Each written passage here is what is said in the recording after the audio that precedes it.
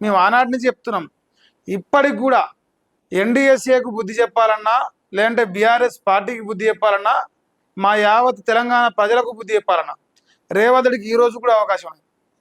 కాళేశ్వరంలో ఇవాళ నీళ్లు ఒడిసి పట్టే ప్రయత్నం చేస్తుంటే ఆ ప్రయత్నం మొదలు పెడితే, ఒకవేళ కాళేశ్వరం అనేది ఊలిపోతే తెలంగాణ రాష్ట్ర ప్రజలందరం కలిసి బీఆర్ఎస్ పార్టీని రాళ్లతో కొట్టి చంపుతాం.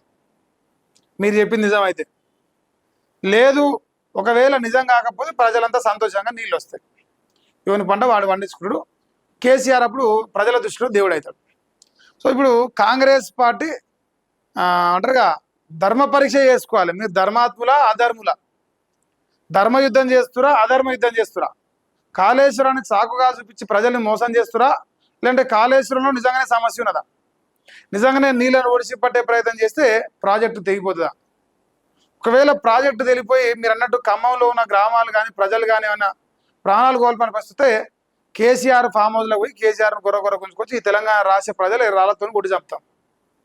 ఎందుకంటే మీరు చెప్పేదాన్ని నిజం ఉంచే ఏ దానికైనా పరీక్షకు సిద్ధం కావాలి.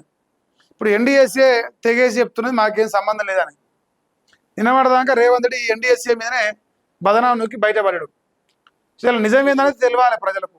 వాస్తవం ఎవరు చెప్తున్నారు, మీరు చెప్తురా వాళ్ళు చెప్తురా?